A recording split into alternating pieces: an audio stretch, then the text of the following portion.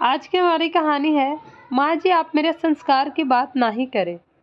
रूपा ने अपनी सास से बोला, माँ जी आज क्या बनाऊं खाने में? माला जी बोली, पूछ तो ऐसे रही है जैसे रोज हमसे ही पूछकर बनाती आई है।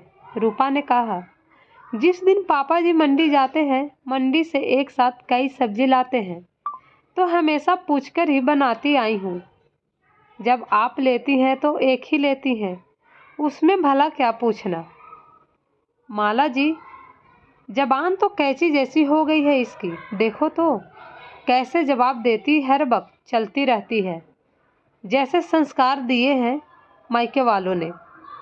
वैसे तो दिखाएगी यहाँ, ना खाना बनाना आता ना ही घर के काम, बस बहस करवा लो महारानी पर।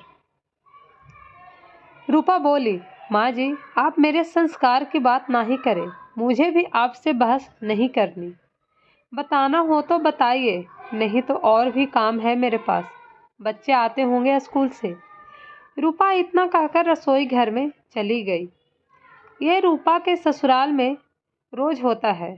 उसके और मनोज के विवाह को इतने साल पूरे हो चुके हैं, 10 साल तक चू भी नहीं किया रूपा ने।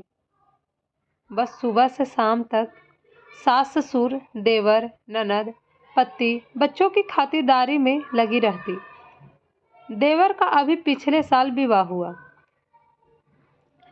देवरानी जी ऐसी आई कि 1 साल में ही सास से तंग आकर देवर के साथ अलग रहने लगी।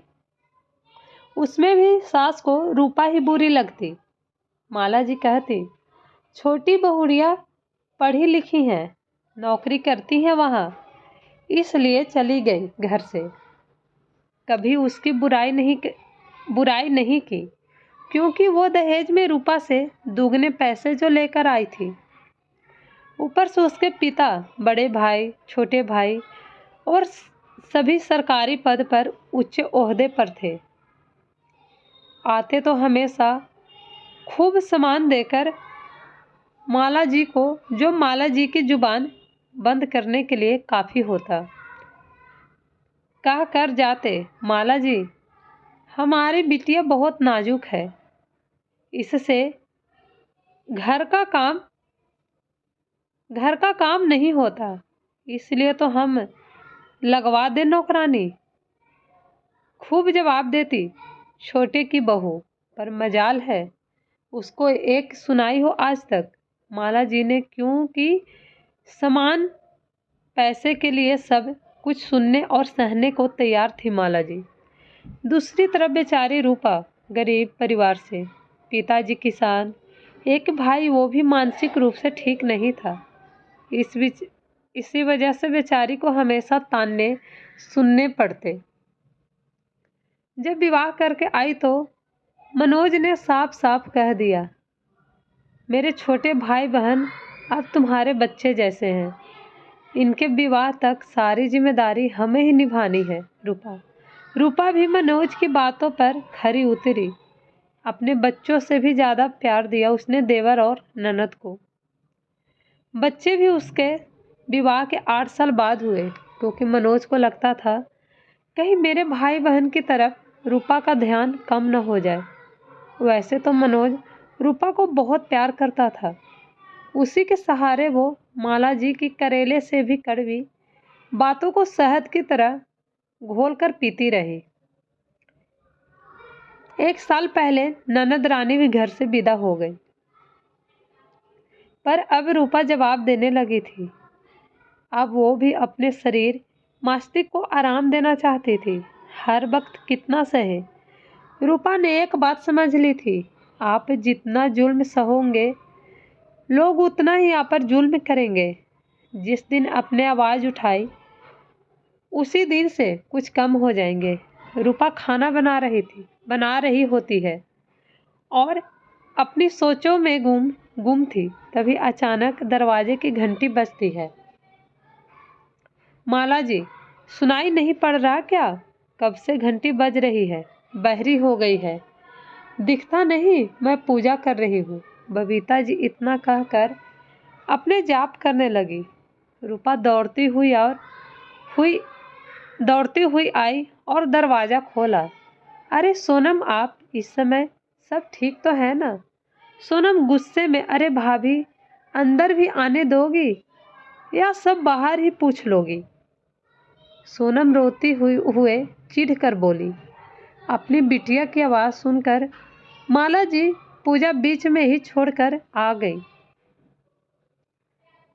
माला जी, सोनम सब ठीक तो है? रात के इस वक्त तू अकेली आई है या दामाद जी भी साथ हैं? सोनम, माँ, अनर्थ हो गया।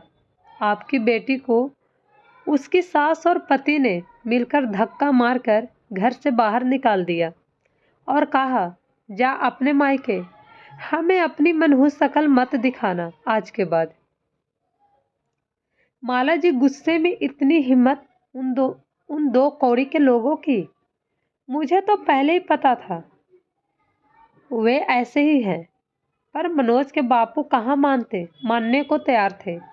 वो कहते बहुत संस्कारी लोग हैं, दिख गए उनके संस्कार। तुम मत रो बेटिया, आने दे मनोज और तेरे बापू को, फिर देखती हूँ इन लोगों की। रूपा माँ जी किसी फैसले पर पहुँचने से पहले सोनम से पूछ तो लीजिए कि बात क्या हुई। सोनम, बताओ ना क्या हुआ। जीजा जी तो काफ़ी सुलझे हुए सरल स्वभाव के हैं। मुझे नहीं लगता कि वो बेवजह इस तरह बदतमीजी से बात करेंगे आपसे।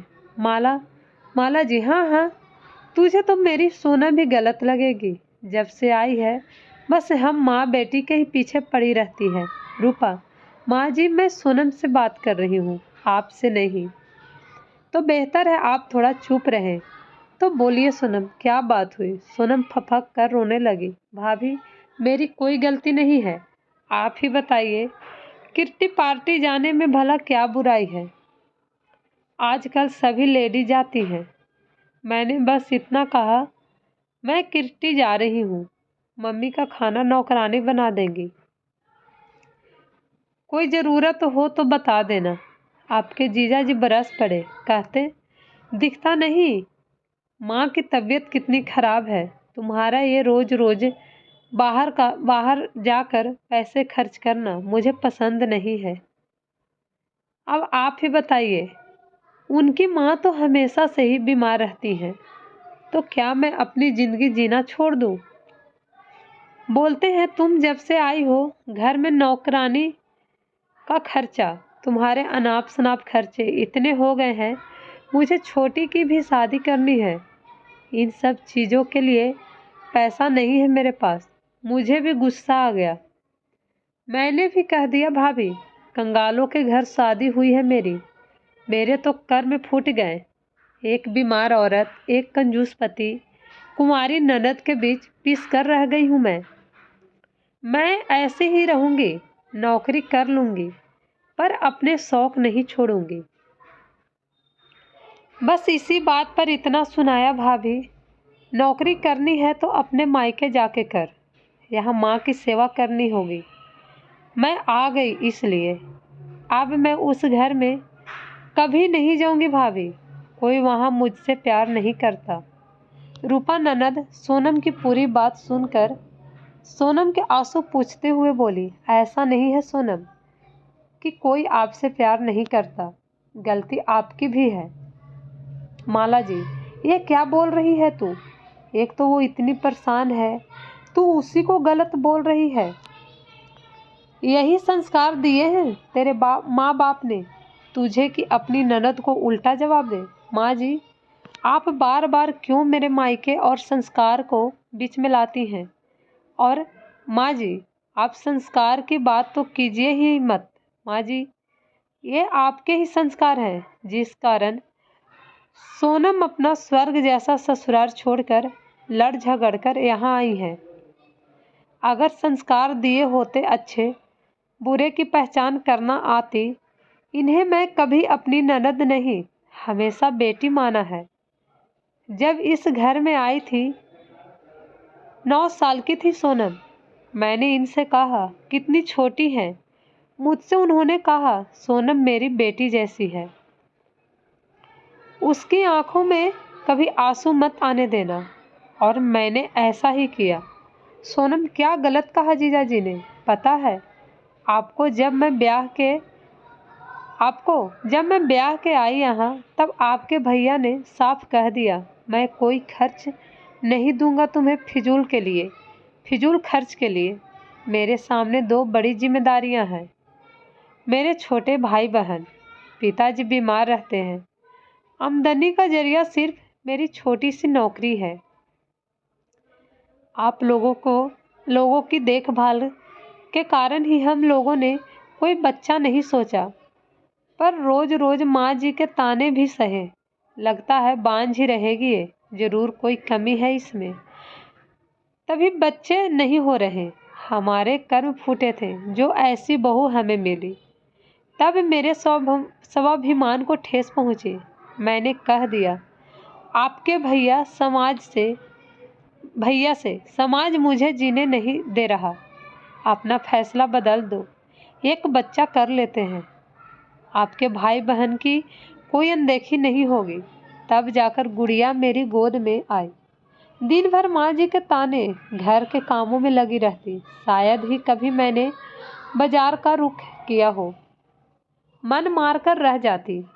अगर मैं भी आपकी तरह घर छोड़कर चली जाती तो क्या जो स्थिति इस घर की है वो होती? आप अच्छे से जानती होंगी सोनम, क्या मैंने कभी आपको कुछ गलत समझाया, प्यार में कोई कमी रखी? आप बहुत किस्मत वाली हैं जो जीजा जी के रूप में आपको बहुत ही समझदार, आपको बेइंतहा प्यार करने वाले पति मिले हैं। आप यहाँ झगड़ा करके तो आ गई, पर वहाँ जीजा जी का क्या हाल हो रहा है क्या आप जानती हैं? आपके घर से निकलते ही दौड़ते हुए आपके पीछे आए, पर तब तक आप गाड़ी से निकल चुकी थी। बता रहे थे रूपा भाभी, सोनम शायद आपके पास आ रही है, बहुत गुस्से में है, उससे कुछ मत पूछिएगा, वैसे ही बहुत परेशान है। गलती मेरी ही है, अपनी प्यारी सी पत्नी की छोटी छोटी ख्वाहिशें भी पूरी नहीं कर पाता। बहुत असफल इंसान हूँ मैं। बस माँ को खाना खिलाकर दवाई देकर आता हूँ सोनम को लेने। सोनम, क्या भाभी, क्या आप सच कह रही हैं? उन्होंने आपको पहले ही बता दिया था? मेरी बुराई कोई गलती नहीं बताई, फिर आपने बताने में इतनी देर क्यों की? रूपा, बस मैं आपको समझाना चाहती थी कि रिश्ते खत्म करना बहुत आसान है, पर इन्हें संजोग कर रखना बहुत मुश्किल। तो क्या फैसला किया आपने? कमरे में सामान रखवा दूँ आपका? आराम से यहीं रहिए, किट्टी पार्टी कीजिए। सोनम, क्यों शर्मिंदा कर रही हैं भाभी? मुझे अपनी गलती का एहसास हो गया है। मैं भी कितनी नासमझ हूँ, अपनी पति को ही नहीं समझ पाई। आप नहीं होती तो शायद आज मैं अपने घमंड के आगे अपना सबसे अनमोल रिश्ता खो देती। थैंक यू सो मच भाभी, आप दुनिया की बेस्ट भाभी हो। अरे रूपा, अरे बस बस दीदी, आपकी इसी मासूमियत भरी बातों से तो जीजा जी आपकी हर गलती नज़रअंदाज कर देते हैं। सोनम, अब कोई गलती नहीं करूँगी, आपकी तरह अपनी सारी जिम्मेदारियों को बखूबी निभाऊंगी। रूपा, ये हुई ना बात? वो देखिए आपको कैसे निहार रहे हैं जीजा जी गेट पर खड़े। सोनम छिप गई। तब तक मनोज और उसके पिताजी भी आ गए। पिताजी, अरे माला, ये क्या हो रहा है? दामाद जी आए और तुरंत चल दिए। माला जी, कुछ नहीं, बस आज कुछ रिश्ते पक्के हो चुके हैं। किसी के संस्कारों ने आज एक घर बर्बाद होने से बचा लिया। माला जी आज रूपा को पूर्ण रूप से अपना चुकी थी। दोनों सास बहू एक दूसरे से लिपटकर सालों के अपने रिश्ते को प्रेम रूपी माला में पिरो चुकी थी। माला जी के मुंह से बस इतना ही निकला, हे ऊपर वाले, मेरी रूपा जैसी बहू सबको देना। रूपा भी अपनी सास को निहारती रह गई। जिस प्यार के लिए वो बरसों से तरसती आई थी, आज वो उसकी झोली में था। रूपा ने नामुमकिन को मुमकिन कर दिया। आज रूपा बहुत खुश थी। अगर आपको ये कहानी पसंद आए तो मेरे चैनल को लाइक एंड सब्सक्राइब ज़रूर कीजिएगा। Thank you so much.